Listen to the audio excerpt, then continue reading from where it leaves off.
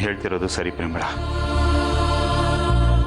ಅವರು ಮೊದಲನಾಗಿಲ್ಲ, ಏನಾದರೂ ಒಂದು ಕಾರಣ ತಗೊಂಡು ಜಗಳಕ್ಕೆ ಬರ್ತಾಲೇ ಇರ್ತಾನೆ. ಆರ್ತಿಗೆ ಮಗು ಆದಮೇಲೆ ಈ ಥರ ಆಗಿರೋದು. ಅವನಿಗೆ ಇತ್ತೀಚೆಗೆ ಮನೆಯವ್ರಿಗಿಂತ ಹಣದ ಮೇಲೆ ವ್ಯಾಮೋಹ ಜಾಸ್ತಿ ಆಗಿದೆ. ನಿಮ್ಗೆ ಈಗಿದೆಲ್ಲ ಅರ್ಥ ಆಯ್ತಲ್ಲ. ನಾನು ಇದನ್ನು ಮೊದಲೇ ಹೇಳಬೇಕು ಅಂದ್ಕೊಂಡೆ, ಆದರೆ ಸೂರ್ಯ ಅವ್ರ ಮೇಲೆ ಚಾಡಿ ಹೇಳ್ತಿದ್ದೀನಿ ಅಥವಾ ಅಣ್ಣ ತಮ್ಮಂದಿರ ಮಧ್ಯೆ ತಂದಾಕ್ತಿದ್ದೀನಿ ಅಂತ ನೀವು ಅನ್ಕೋಬೋದು ಅಂತ ಸುಮ್ಮನಾಗ್ಬಿಟ್ಟೆ. ರೀ, ನೀವು ಮನೆಗೋಸ್ಕರ ಎಷ್ಟು ಒದ್ದಾಡ್ತೀರಾ. ಆದಿತ್ಯನ ಕೇಸ್ ವಿಚಾರ ತಗೊಳ್ಳಿ. ಅವ್ನ ಕೇಸ್ ನಡೀತಿದ್ದಾಗ ಬೇರೆ ಕೇಸ್ ತಗೊಂಡ್ರೆ ನೀವು ಅದ್ರ ಬಗ್ಗೆ ಗಮನ ಹರಿಸೋಕ್ಕಾಗಲ್ಲ ಅಂತ ಬೇರೆ ಯಾವ ಕೇಸು ತಗೊಳ್ಳಿಲ್ಲ. ಅದರಿಂದ ಏನಾಯಿತು? ನಮಗೆ ನಯಾ ಪೈಸಾ ಲಾಭ ಇಲ್ಲ. ಮನೆ ಕೇಸು ಅಂತ ಎಷ್ಟು ಮುತುವರ್ಜಿ ವಹಿಸಿದ್ರಿ, ಅದರಿಂದ ಯಾರಿಗೆ ಲಾಭ ಆಯಿತು? ಆರ್ತಿಗೂ ಸೂರ್ಯನ್ಗೂ. ನಮಗೆ ರೀ, ಲಾಯರ್ಗಿರಿಯಿಂದ ಏನು ಸಂಪಾದನೆ ಮಾಡ್ತೀರಾ? ಅದರಿಂದ ನಾವು ಈಗ ಹೇಗಿದ್ದೀವೋ ಮುಂದೇನೂ ಹಾಗೆ ಇರಬೇಕಾಗತ್ತೆ. ಅದಕ್ಕೆ ನಾನು ಹೇಳ್ತಿರೋದು, ಈ ಕಂಪ್ನಿನ ಕಟ್ಟಿ ಬೆಳೆಸಿದ್ಯಾರು ಹೇಳಿ? ನೀವು ಮತ್ತೆ ಮಾವ ಅಲ್ವಾ? ನೋಡಿ, ಇನ್ನು ಮುಂದೆ ನೀವು ಆಫೀಸ್ಗೆ ಹೋಗಿ. ನೀವು ಫಸ್ಟ್ ಟೈಮ್ ಆದಿತ್ಯನ ಕೇಸ್ ತಗೊಂಡಾಗ ಮಾವ ಏನು ಹೇಳಿದ್ರು ಗೊತ್ತಾ? ನಿಮ್ಮ ಖರ್ಚು, ನಿಮ್ಮ ಮಕ್ಕಳ ಖರ್ಚೆಲ್ಲ ನೋಡ್ಕೊಳ್ತಿರೋದು ಈ ಆಫೀಸೇ ಹೊರತು ನೀನು ಗಂಡನ ಲಾಯರ್ಗಿರಿಯಿಂದ ಬಂದ ಸಂಪಾದನೆಯಿಂದ ಅಲ್ಲ ಅಂತ. ಅವತ್ತು ನನ್ನ ಮನಸ್ಸಿಗೆ ಎಷ್ಟು ಬೇಜಾರಾಯಿತು ಗೊತ್ತಾ? ಅದಕ್ಕೆ ರೀ ನಾನು ಹೇಳ್ತಿರೋದು, ಚೆನ್ನಾಗಿ ಯೋಚನೆ ಮಾಡ್ರಿ. ನೀವಿನ್ನು ಮುಂದೆ ಆಫೀಸ್ಗೆ ಹೋಗಬೇಕು.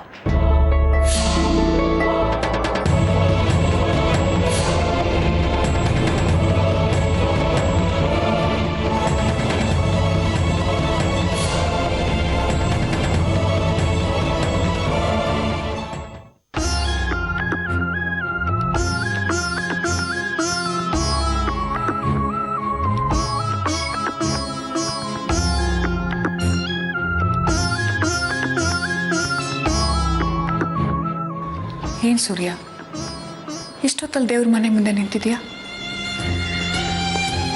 ಯಾಕೋ ಇಷ್ಟೊಂದು ಬೇಜಾರು ಮಾಡ್ಕೊಂಡಿದ್ಯಾ? ಬೇಜಾರಾಗ್ತಾ ಇರುತ್ತಮ್ಮ.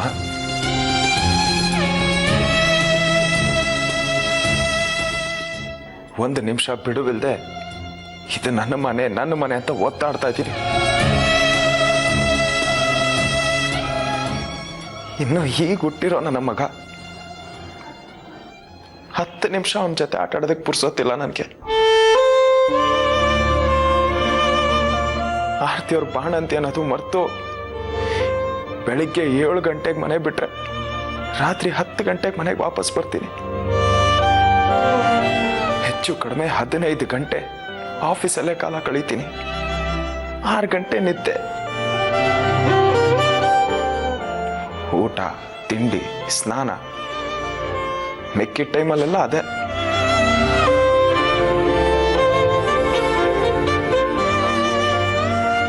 ನನ್ನನ್ನೇ ನಂಬ್ಕೊಂಡ್ಬಂದಿರೋ ಆರ್ತಿಯವ್ರ ಬಗ್ಗೆ, ನನ್ನ ಮಕ್ಕಳ ಬಗ್ಗೆ ಒಂಚೂರು ಯೋಚನೆ ಮಾಡಿಲ್ಲ ನಾನು. ಹೀಗಿರುವಾಗ ಇವರೆಲ್ಲ ನನ್ನ ಮೇಲೆ ಯಾಕೆ ಜಗಳಕ್ಕೆ ನಿಂತಿದ್ದಾರೆ? ಇವರೆಲ್ಲ ಅಪವಾದ ಮಾಡೋ ಅಂತ ದೊಡ್ಡ ತಪ್ಪು ನಾನೇನಮ್ಮ ಮಾಡಿದ್ದೀನಿ ಹೇಳು? ನನ್ನ ಸಹನೆಗೂ ನನ್ನ ತಾಳ್ಮೆಗೂ ಒಂದು ಮಿತಿ ಅನ್ನೋದಿರುತ್ತೆ.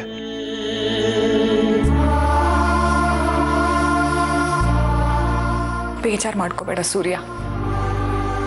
ಒಳ್ಳೆಯವ್ರಿಗೇನೆ ದೇವರು ಸತ್ವ ಪರೀಕ್ಷೆ ಕೊಡೋದು. ಆ ಸತ್ವ ಪರೀಕ್ಷೆಯಲ್ಲಿ ನೀನು ಆರ್ತಿ ಇಬ್ರು ಗೆದ್ದು ಬರ್ತೀಯ ಅನ್ನೋ ನಂಬಿಕೆ ನನಗಿದೆ.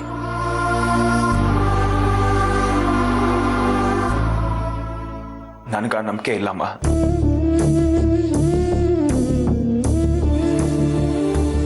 ಇದು ಹೀಗೆ ನಡೀತಾ ಇದ್ರೆ ಇಲ್ಲಿರ್ಬೇಕು ಅನ್ನೋ ಆಸೆನೂ ಹೊಟ್ಟೋಗುತ್ತೆ.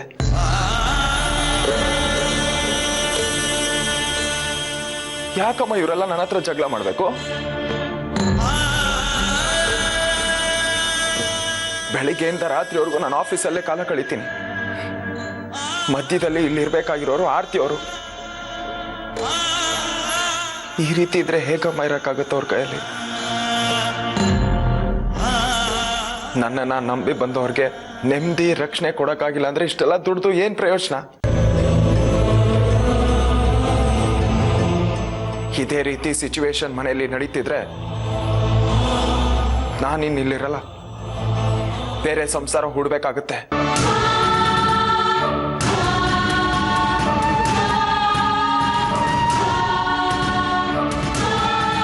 ಈಗ ಇವ್ರ ಆರೋಪ ಏನ್ ಹೇಳಿ? ನಾನ್ ಸರಿ ಇಲ್ಲ, ಆಫೀಸ್ ಮ್ಯಾನೇಜ್ಮೆಂಟು ಸರಿ ಇಲ್ಲ ಅಂತ ತಾನೆ? ಸರಿ, ಅವ್ರಿಗೆ ನಿಭಾಯಿಸ್ಕೊಂಡು ಹೋಗೋದಕ್ಕೆ ಹೇಳಿ. ನಾನು ನನ್ನ ಹೆಂಡತಿ ಮಕ್ಕಳ ಜೊತೆ ಆರಾಮ್ಸೆ ಕಾಲ ಕಳ್ಕೊಂಡು ಇದ್ಬಿಡ್ತೀನಿ.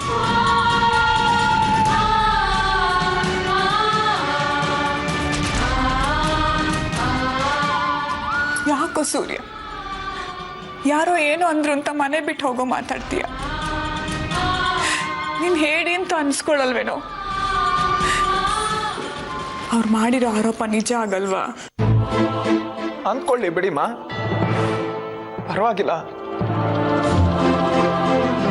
ಹೇಳಿ ಅನ್ನಿಸ್ಕೊಂಬಾರ್ದು ಅಂತ ಇವ್ರಗಳ ಮಧ್ಯ ಆಯ್ತು ಹೋರಾಡಿ ಆರ್ತಿ ಅವ್ರಿಗೆ ಹಿಂಸೆ ಕೊಡೋದಕ್ಕಿಂತ ಹೇಳಿ ಅನ್ಸ್ಕೊಂಡ್ರು ಪರವಾಗಿಲ್ಲ. ಬೇರೆ ಇದ್ದೆ ಉಪ್ಪು ಗಂಜಿ ಕುಡ್ಕೊಂಡಿರ್ತೀನಿ.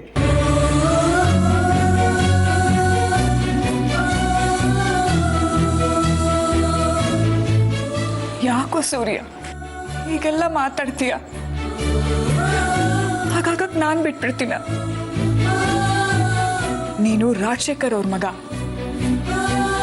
ಸೊಸೈಟಿಲಿ ನಿನಗೆ ಅಂತ ಒಂದು ಘನತೆ ಗೌರವ ಇದೆ. ಅದನ್ನೆಲ್ಲ ಬಿಟ್ಟು ಉಪ್ಪು ಗಂಜಿ ಅಂತೆಲ್ಲ ಮಾತಾಡಿ ನನ್ನ ಮನಸ್ಸು ನೋಯಿಸ್ಬೇಡ. ನನ್ನ ಕೈಲಿ ಅದನ್ನೆಲ್ಲ ಕೇಳಿಸ್ಕೊಳಕ್ ಆಗಲ್ಲ ಸೂರ್ಯ. ನೋಡು, ಆಗಿದ್ದಾಗೋಯ್ತು. ಅವರೆಲ್ಲ ಮಾತಾಡಿದ್ರು ಅಂತ ನೀನು ಹಾಗೆ ಮಾತಾಡೋದ? ಮತ್ತಿನ್ನೇನಮ್ಮ, ನೀವೇ ನೋಡೋದ್ರಲ್ಲ, ಬಾಯಿಗೆ ಬಂದಾಗೆಲ್ಲ ಮಾತಾಡ್ತಾ ಇದ್ದಾರೆ ಅವರು. ಅವ್ರಿಗೆ ನಾನು ಇಲ್ಲಿರೋದು ಇಷ್ಟ ಇಲ್ಲ ಅನ್ಸುತ್ತೆ. ಮಾತಾಡಿ ನೋಡಿ. ಅಕಸ್ಮಾತ್ ಅವ್ರ ಅಭಿಪ್ರಾಯನೂ ಇದೇ ಆಗಿದ್ರೆ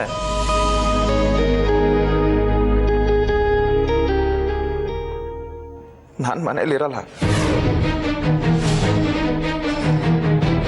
ಒಂದಾಗಿದ್ದಾರೆ, ಅನ್ಯೋನ್ಯವಾಗೇ ಇರಲಿ. ಬೇಡ ಅನ್ನೋರ್ ಮಧ್ಯದಲ್ಲಿ ಬದುಕೋದು ತುಂಬಾ ಕಷ್ಟ ಆಗುತ್ತೆ ಅಮ್ಮ. ಅದ್ರ ಬದಲು ದೂರ ಐತೆ ನೆಮ್ಮದಿಗಿರ್ಬೋದು. ಹೀಗಂದ್ರೆ ಹೇಗೋ? ಸುಮ್ನೆ ಏನೇನೋ ಮಾತಾಡ್ಬೇಡ ನೀನು. ಇಲ್ಲಮ್ಮ, ಇದೊಂದು ವಿಷಯದಲ್ಲಿ ನೀವು ನನ್ನನ್ನ ಬಲವಂತ ಮಾಡಬೇಡಿ. ನಾನಿಲ್ಲಿ ಬಾಸ್ ಆಗ್ಬೇಕು ಅಂತ ನಿಂತಿಲ್ಲಮ್ಮ. ಈ ಮನೆಗೆ ಅಪ್ಪನೇ ಯಾವತ್ತಿದ್ರು ಬಾಸ್. ಅವ್ರ ಅಭಿಪ್ರಾಯದ ಮೇಲೆ ನನ್ನ ನಿರ್ಧಾರ ನಿಂತಿದೆ. ಮಾತಾಡಿ ನೋಡಿ.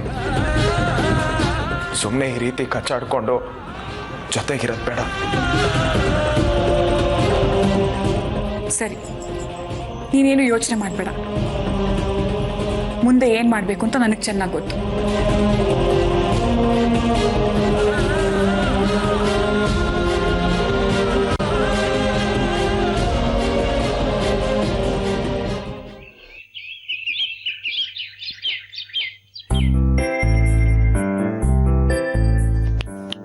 ಆರ್ತಿ, ಆರ್ತಿ, ಓ ಇಲ್ಲಿದೀಯಾ ನೀನು? ಇವತ್ತು ಯಾವ ದಿನ ಹೇಳು? ಇವತ್ತು 4ನೇ ತಾರೀಕು. ಏನ್ ವಿಶೇಷ? ಇಂಥ ವಿಶೇಷನೆಲ್ಲ ನೀನ್ ಮರ್ತೋಗ್ಬಿಟ್ಟು ನನ್ನನ್ನೇ ಏನ್ ವಿಶೇಷ ಅಂತ ಕೇಳ್ತೀಯಾ?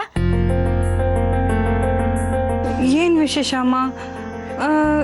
ಇವತ್ತು ಭಾನುವಾರ, ಈಶ್ವರನ ದೇವಸ್ಥಾನ ಕರ್ಕೊಂಡು ಹೋಗ್ಬೇಕು ಪಾಪುನ.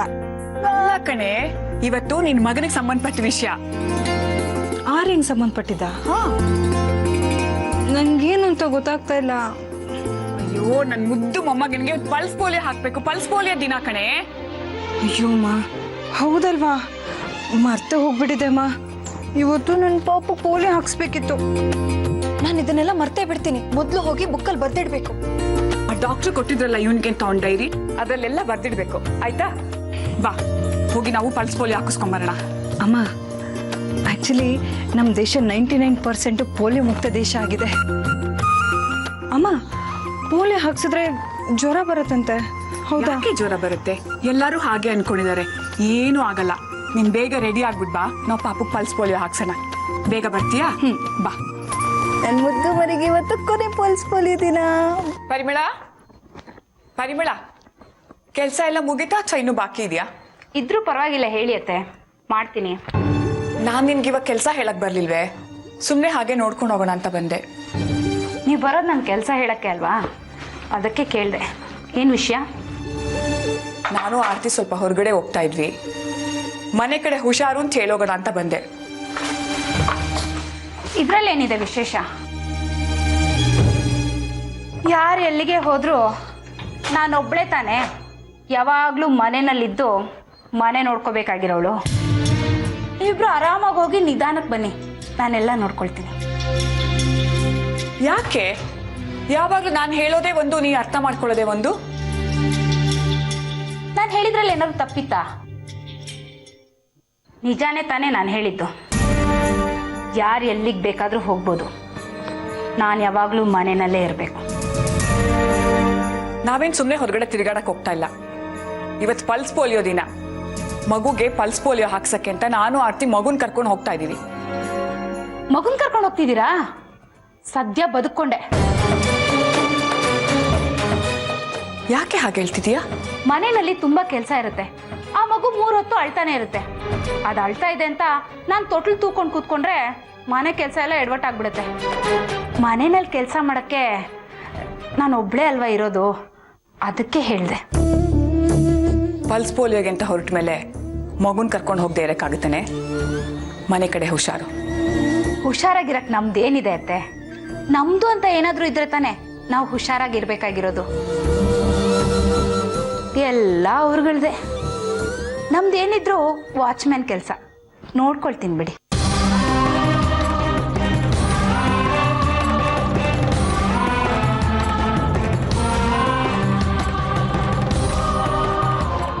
ಬಾ ಆರ್ತಿ.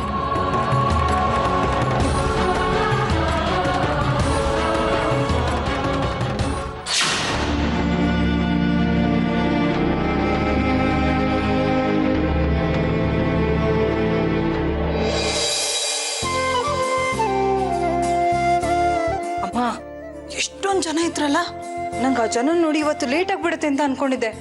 ನೀವು ಬಂದಿದ್ದಕ್ಕೆ ಕೆಲಸ ಬೇಗ ಮುಗ್ದೋಯ್ತು, ಇಲ್ಲಾಂದ್ರೆ ಆ ಕ್ಯೂ ಅಲ್ಲೇ ನಿಂತಿರ್ಬೇಕಾಗಿತ್ತು. ನಾವು ಹೋಗಿದ್ದ ಸಮಯನೇ ಆಗಿತ್ತು ಆರ್ತಿ. ನಾವು ಬೆಳಿಗ್ಗೆ ಬೇಗ ಎದ್ದು ಹೋಗ್ಬೇಕಾಗಿತ್ತು. 10 ಗಂಟೆ ಮೇಲಾದ್ರೆ ಜನ ಜಾಸ್ತಿ ಆಗ್ಬಿಡ್ತಾರೆ. ಅಮ್ಮ ಆದ್ರೆ ಏನೇ ಹೇಳಿ, ಅಲ್ಲೆಲ್ಲರೂ ನಿಮ್ಗೆ ನಮಸ್ಕಾರ ನಮಸ್ಕಾರ ನಮಸ್ಕಾರ ಅಂತ ಹೇಳ್ತಿರ್ಬೇಕಾದ್ರೆ ನನಗೆ ಎಷ್ಟು ಖುಷಿ ಆಯ್ತು ಗೊತ್ತಾ? ನೀವು ಅಷ್ಟೇ ಎಲ್ಲರ ಹತ್ರನೂ ಮಾತಾಡ್ತಾ ಇದ್ರಿ. ಎಲ್ರು ನಿಮ್ಮನ್ನ CM ನೋಡ್ದಾಗ ನೋಡ್ತಾ ಇದ್ರು. ಮತ್ತೆ ರಾಜಶೇಖರ್ ಫ್ಯಾಮಿಲಿ ಅಂದ್ರೆ ಏನ್ ತಿಳ್ಕೊಂಡಿದ್ಯಾ? ಸುತ್ತಮುತ್ತ ಆ ಟೂರಲ್ಲೂ ನಮ್ಗೆ ಅಂತಾನೆ ಒಂದ್ ಮರ್ಯಾದೆ ಇದೆ. ಆ ಮರ್ಯಾದೆನ ಉಳಿಸ್ಕೊಂಡು ಹೋಗ್ಬೇಕು ಅನ್ನೋದೇ ನನ್ನ ಆಸೆ. ನೀನು ಅಷ್ಟೇ ಆ ಮರ್ಯಾದೆಗೆ ಧಕ್ಕೆ ಬರ್ದೇ ಇರೋ ಹಾಗೆ ನೋಡ್ಕೊ.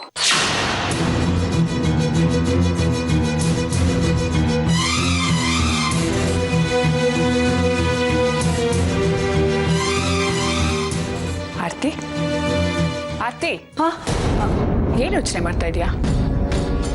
ಏನಿಲ್ಲಮ್ಮ. ಹಾ, ಅದು ಮೇಲ್ ಬಟ್ಟೆ ಒಣಗ ಹಾಕಿದೆ, ಅದನ್ನ ತರಬೇಕಿತ್ತು, ಅದನ್ನೇ ಯೋಚನೆ ಮಾಡ್ತಾ ಇದ್ದೆ. ತರ್ತೀನಿ. ಬೇಡ ಆರ್ತಿ, ನೀನಿನ್ನೂ ಹಸಿ ಬಾಣಂತಿ. ಹೊರಗಡೆ ಹೋಗಿ ಬಂದು ಸುಸ್ತಾಗಿದ್ಯಾ? ನಿಂದೆಷ್ಟು ತಗೋ, ನಾನು ಹೋಗಿ ತಗೊಂಡ್ ಬರ್ತೀನಿ.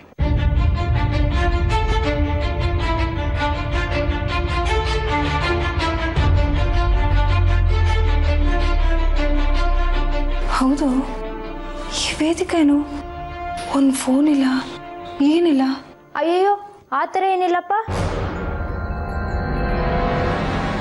ಅರೆ, ಇದು ವೇದಿಕನ್ ವಾಯ್ಸ್ ಇದಾಗಿದೆ. ಯಾಕೆ ಈ ಥರ ಕೇಳ್ತಿದ್ದೀರಾ? ಅವಳೇನಾದ್ರೂ ಇಲ್ಲಿಗೆ ಬಂದ್ಬಿಟ್ಲಾ?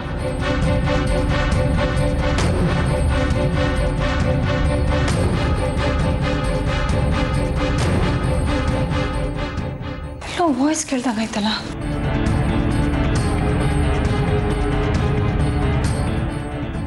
ಛೇ, ನನ್ನ ಭ್ರಮೆ ಇರಬೇಕು.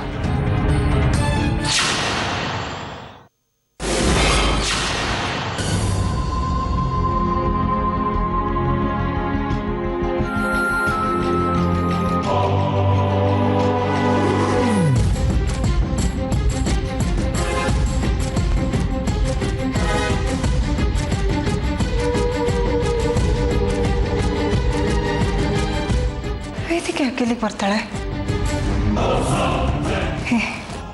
ಚಾನ್ಸೇ ಇಲ್ಲ. ರಾಖಿ ಇರ್ಬೋದೇನೋ. ಆದರೂ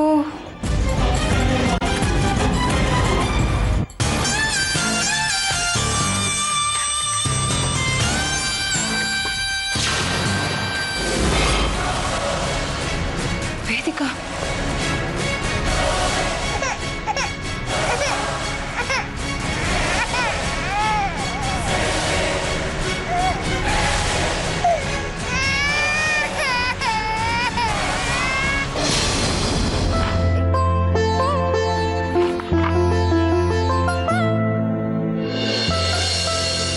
ರಾಖಿ, ನನ್ಗೆ ಗೊತ್ತು ನೀನೇ ಇಂಥ ಕೆಲಸ ಎಲ್ಲ ಮಾಡೋದು ಅಂತ. ಬಿಡು ರಾಖಿ, ನೋಡಿ ಎಷ್ಟೊಂದು ಕೆಲಸ ಇದೆ ಅಂತ. ಕೆಲಸ ಬೇಗ ಮುಗಿಲಿಲ್ಲ ಅಂದ್ರೆ ಅತ್ತೆ ಬೈತಾರೆ. ಪ್ಲೀಸ್ ಬಿಡು ರಾಖಿ, ನೋಡಿಲಿ ಎಷ್ಟು ಕೆಲಸ ಇದೆ. ನಿಂಗೆ ಹೇಳಿದ್ರೆ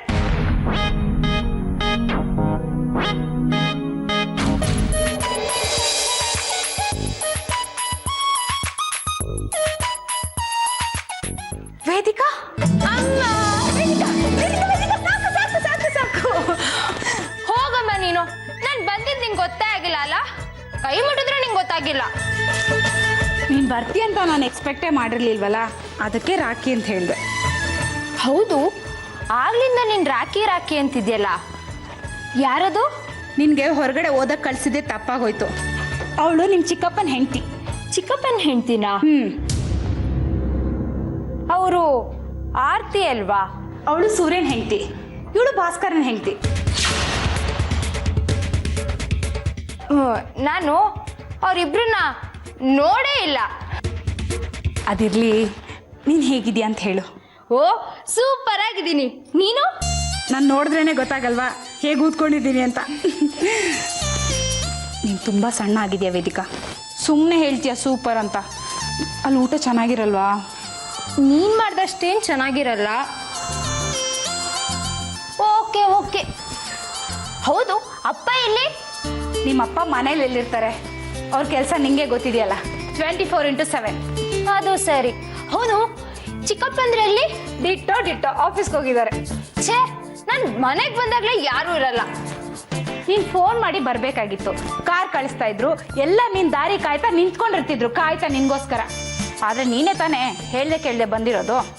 ಆದರೂ ಅವ್ರು ಬಂದಮೇಲೆ ಸರ್ಪ್ರೈಸ್ ಕೊಡ್ತೀನಿ. ಸರಿ, ಎಕ್ಸಾಮ್ ಹೇಗೆ ಮಾಡಿದೆ?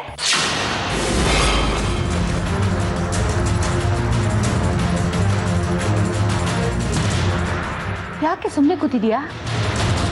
ಎಕ್ಸಾಮ್ ಚೆನ್ನಾಗಿ ಬರ್ದಿಲ್ವಾ?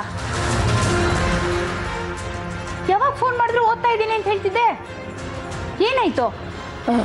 ಅಮ್ಮ, ಅದೇನಾಯ್ತು ಅಂದರೆ,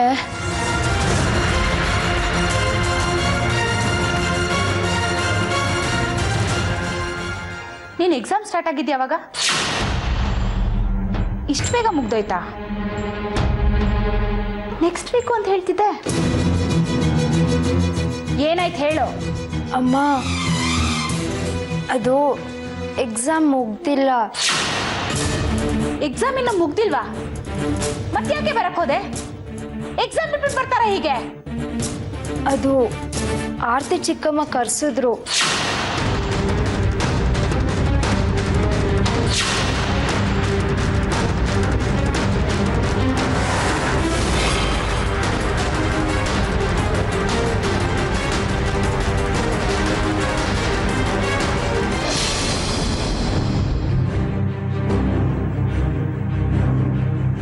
ನಿಂತ್ಕೊಳೆ.